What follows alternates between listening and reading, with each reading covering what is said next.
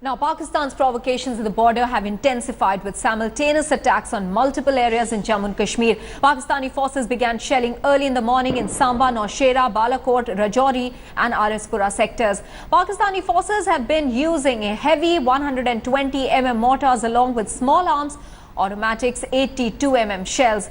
After taking the lives of 8 Indian braves, the Pakistani army has turned its eyes towards the civilians.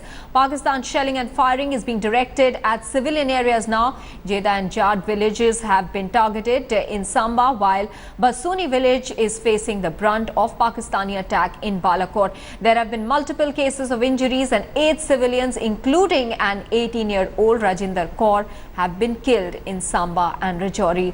Now, Indian forces have been hitting back at Pakistan in equal measure.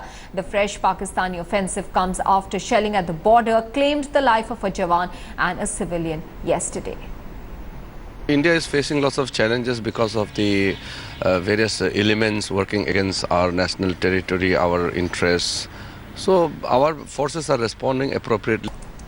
Now, India Today spoke to IG Rajouri Johnny Williams, who spelled out the measures to protect civilians in Jammu and Kashmir.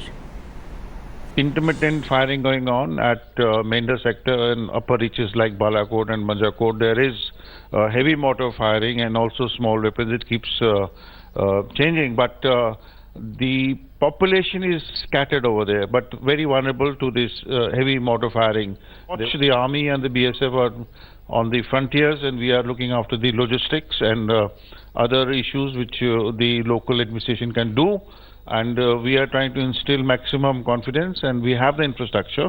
There are places which are identified where they can go, and if it gets very critical, they can shift there. And he is now joining us with the very latest on that development. Ashraf, first of all, what are the security forces saying about safeguarding the civilians? Because it appears now that Pakistan is deliberately trying to target civilian areas.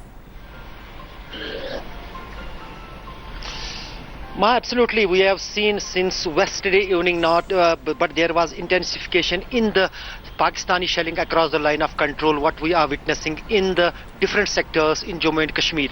But so far the main worry here and the main concern for the administration as well as for the security forces is to rescue the civilians, the people who are living near the line of control, particularly in those areas which are most affected due to the Pakistani shelling. Those people have been told to move the safer places, and the government is taking care of that. As far as this escalation of the tension between India and Pakistan is concerned, it is extending from point to point, from area to area.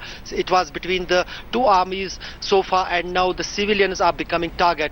That is worrying for the Jammu and Kashmir government also, because as much as there will be civilian casualties, that will be concerned. There will be some kind of anger among the people, among the residents and population which resides near the line of control as well as near the border.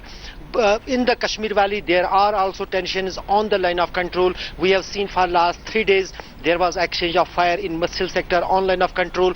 Then there was also the exchange of fire in Kerala sector of Kupwara district, which was retaliated by the Indian army. Even 4 posts of Pakistani army got damaged in the action by Indian army.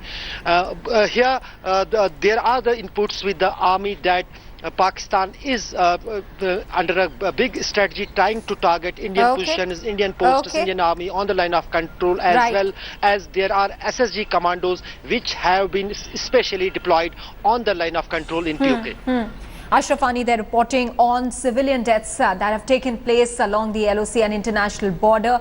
Pakistan continues with its ceasefire violations.